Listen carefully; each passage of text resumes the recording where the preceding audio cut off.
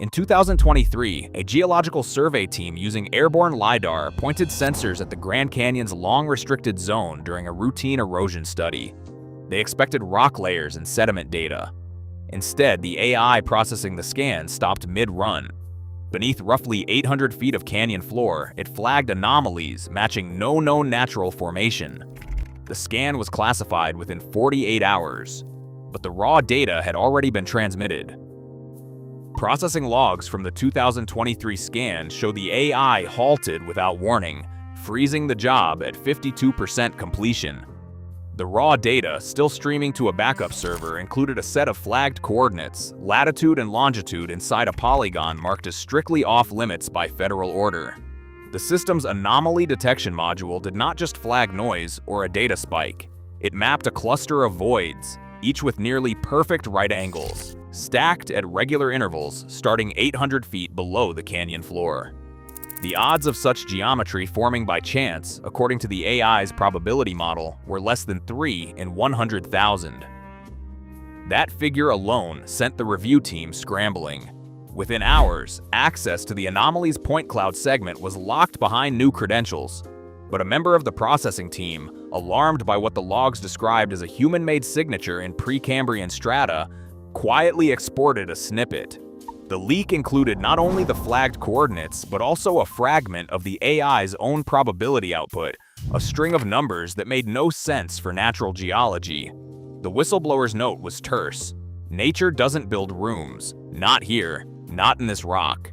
The coordinates landed inside a zone already marked as restricted since the mid-1970s, an area where even scientific overflights require special clearance. Official records list the reason as environmental protection, but the timing and shape of the forbidden polygon now raise new questions. Why would a digital system, trained on millions of natural formations, halt at this exact spot? Why would it classify the anomaly as artificial in a rock layer over 1 billion years old, long before any known toolmaker? The urgency is no longer just technical. The mystery is now a matter of evidence, hard data, a sealed zone, and a leak that suggests the impossible. If the AI is correct, what lies beneath the Grand Canyon's forbidden ground is not just unknown. It is, by every measure, not supposed to exist. Vishnu schist forms the basement of the Grand Canyon, a black metamorphic rock pressed into shape nearly 2 billion years ago. According to the standard geological model, the canyon itself is the work of slow, relentless erosion. 5 to 6 million years of water and wind carving through ancient layers. But even a cursory look under the microscope unsettles that certainty. Within samples pulled from the deepest fault lines, geochronologists have found compression bands and shear lines that do not match the gentle timeline. Instead of neat, gradual folding, these marks suggest sudden, violent deformation. Cracks snapped shut in an instant, minerals realigned under pressures that should have shattered the rock. The official story insists on patience, rivers grinding down, sediments drifting, time measured in eons. Yet, in the Vishnu schist near the anomaly coordinates, the grain tells a different story. Some sections show uplift rates that spike abruptly as if the Earth itself convulsed upward in a single event. These are not the signatures of a quiet river. They are the scars of catastrophe. The contrast is stark. In one hand, the textbook vision of a canyon slowly exposed by water. In the other, physical evidence of forces so extreme they leave behind microscopic shock lines. Evidence that something happened here fast, not slow. If the rock beneath the forbidden zone was shaped by sudden violence, what does that mean for the voids mapped by Lidar? Could the right-angled chambers flagged by the AI be relics of a cataclysm, not a product of natural erosion? The deeper the evidence runs, the more the slow erosion model strains under its own weight.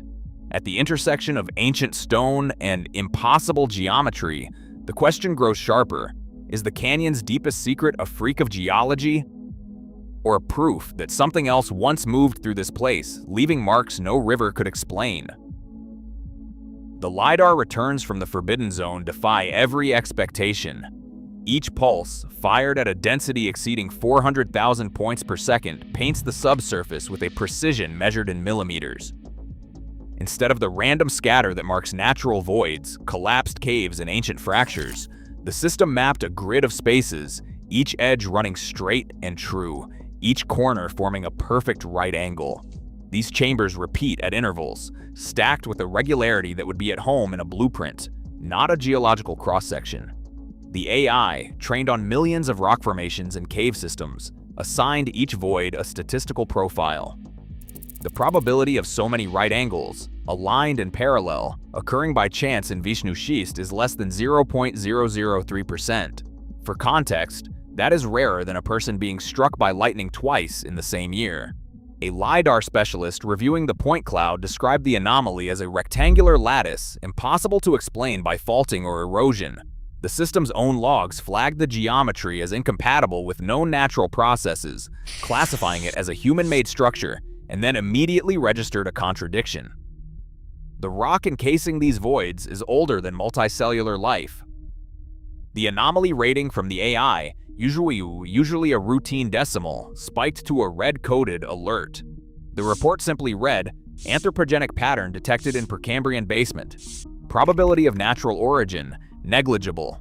No known mining operation, no lost expedition, no documented culture has ever touched rock this ancient or this deep. The data leaves no room for simple error. Multiple LiDAR passes, run at different angles, returned identical measurements. Right angles, rectangular volumes, a pattern that by every metric should not exist." As the review team pored over the data, one question echoed through the lab. If nature cannot build these rooms, who or what did? And why would such geometry be hidden, sealed away for over 1 billion years beneath the Grand Canyon's most restricted ground?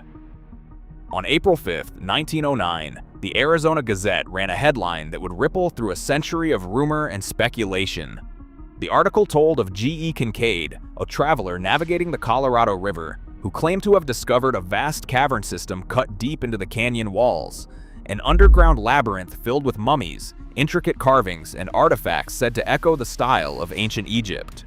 According to the story, the Smithsonian Institution dispatched Professor S.A. Jordan to lead an excavation, uncovering chambers lined with copper tools, hieroglyphic inscriptions, and statues that defied any known local culture. The location, described as 42 miles from El Tovar and nearly 1,500 feet above the river, fell eerily close to the coordinates flagged by the modern LiDAR scan. Yet, when researchers combed through the Smithsonian's annual reports, field memos, and artifact accession records from that era, they found nothing. No mention of Kincaid, no record of Jordan, no cataloged artifacts or expedition logs. The Bureau of American Ethnology, the Library of Congress, and Arizona's own territorial archives all drew blanks. The Gazette story remained an orphan, never picked up by other newspapers, never followed by a second report, and never acknowledged by the institution at its center. In later years, the Smithsonian would publicly deny any connection, dismissing the entire episode as fiction. Still, the details linger. The article's description of a multi-chambered network, rectangular rooms, sealed passageways, and a hidden entrance casts a long shadow when set beside the LiDAR anomaly. The overlap between the century-old claim and the flagged coordinates cannot be proved, but it also cannot be ignored. Why would a story dismissed as a hoax describe geometry and a location now echoed by modern sensors? The silence in the archives only deepens the paradox. If there was nothing to find, why does the trail vanish so completely? And if the Gazette spun a tale from thin air, why does its map still align with forbidden ground? Standard geology offers 3 main ways for empty spaces to form deep underground: water dissolving limestone into caves, lava leaving tubes as it cools, or catastrophic collapses tearing open voids. Yet none of these processes fit what LiDAR revealed beneath the Grand Canyon's forbidden zone. The Vishnu schist is not limestone. It is a metamorphic rock compressed and recrystallized under heat and pressure so intense that even groundwater cannot carve out chambers. No volcanic flows ever reached these depths, and there is no evidence of ancient lava tubes. Collapse, the last candidate, leaves behind chaos, jumbled breccia, fractured ceilings, and irregular walls. But at the flagged coordinates, the overlying strata show no signs of subsidence. The rock above the anomalies is undisturbed, its sediment layers unbroken, its compression curves smooth and continuous. If a chamber had caved in, the evidence would be unmistakable: a sagging roof, scattered debris, a trail of broken stone. Instead, the voids are perfectly rectangular, their edges sharp, their orientation precisely aligned with no hint of natural violence. Comparative morphology tests pit these shapes against known cave systems worldwide. Karst caves twist and branch, lava tubes curve and narrow. Even man-made mines rarely achieve such geometric regularity without reinforcement. Here, the voids are stacked like floors in a building, each one echoing the last. Breccia, the telltale rubble of collapse, is absent. The sediment above remains compacted, as if nothing ever disturbed it. For a geochronologist, the implications are staggering. If nature did not carve these rooms, and no known process can explain their existence, what force shaped them? What purpose could they serve? Sealed away for 1 billion years. The questions only multiply as new data arrives. Acoustic scans hint at internal complexity. The deeper the investigation runs, the more the ordinary explanations fall away, leaving only the extraordinary. Ground-penetrating radar swept across the flagged coordinates and returned 2 expected patterns, one echo for solid rock, another for empty space. But a third signal kept repeating, neither stone nor simple void. The waveform showed a sharp onset, then a cluster of harmonics, as if something inside the chamber was ringing in reply. Acoustic frequency analysis revealed resonance peaks spaced at precise intervals, far too regular to be random debris.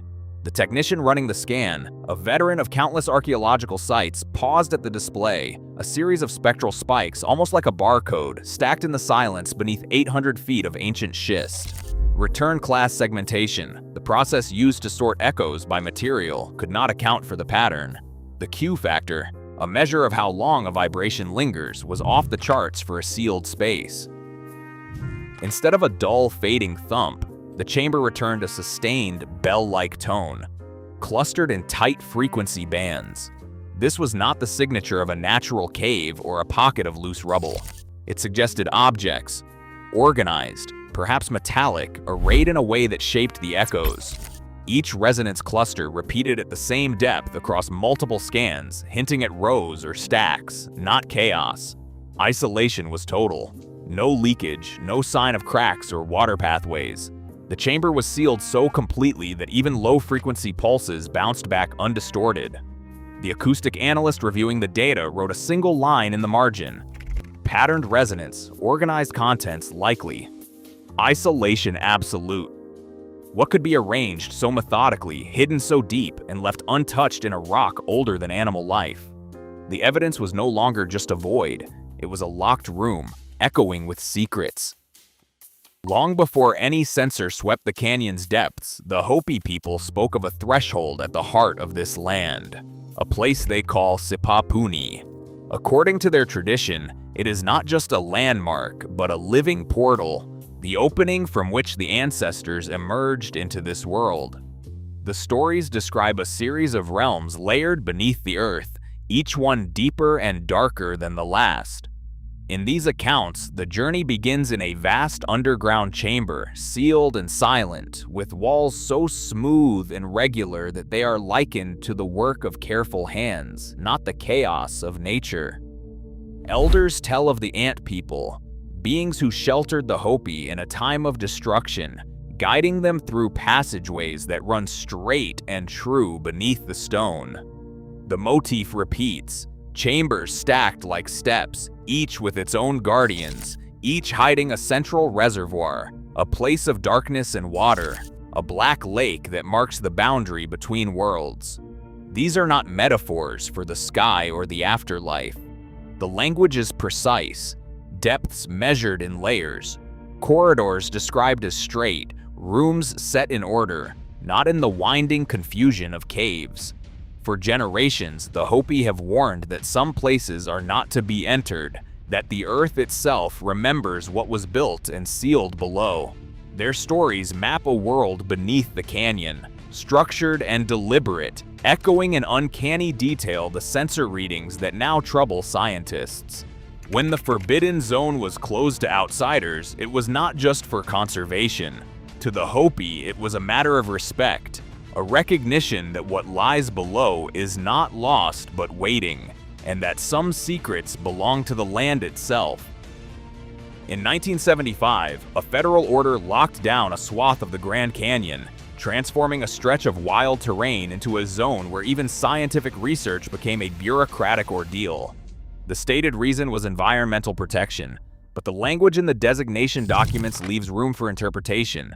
Phrases like resource preservation and ongoing studies appear without detail, as if the true purpose lies somewhere between the lines. Since then, every attempt to secure a permit for geological or subsurface investigation in this sector has run into the same wall. In 1987, a team from MIT submitted a detailed proposal to run seismic imaging through the restricted polygon. The application was returned with a single sentence: the proposed activity would adversely impact park resources.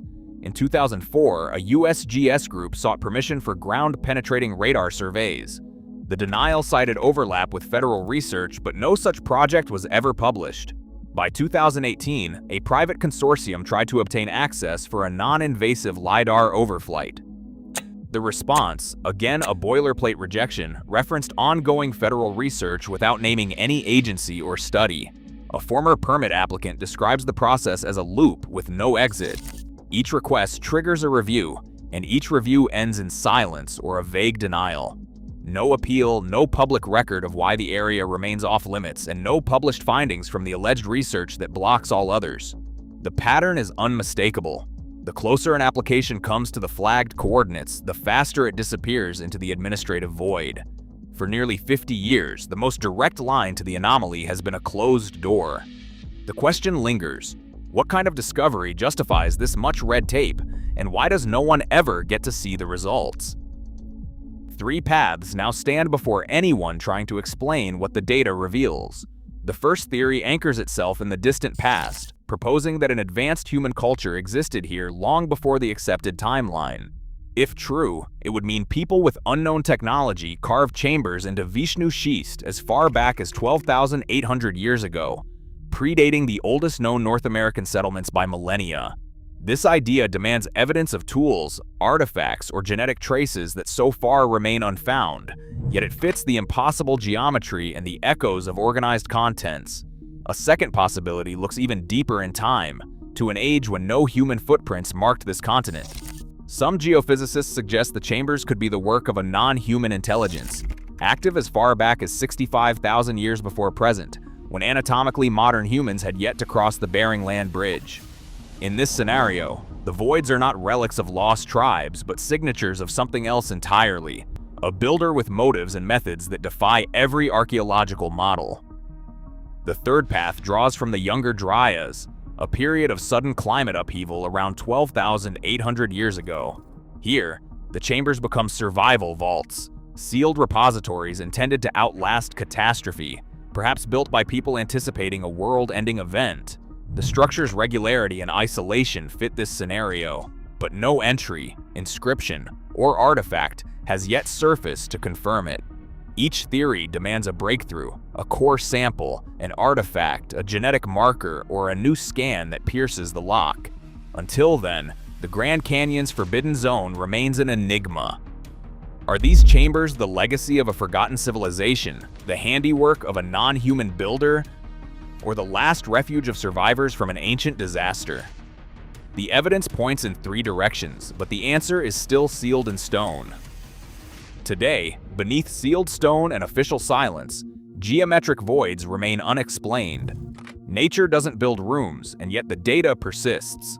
Federal barriers block every fresh inquiry, even as advanced sensors redefine what is possible under our feet. If AI can see what science cannot explain, what else waits in the dark? The real unknown is not what lies below, but why we are still kept from knowing. Share your thoughts below.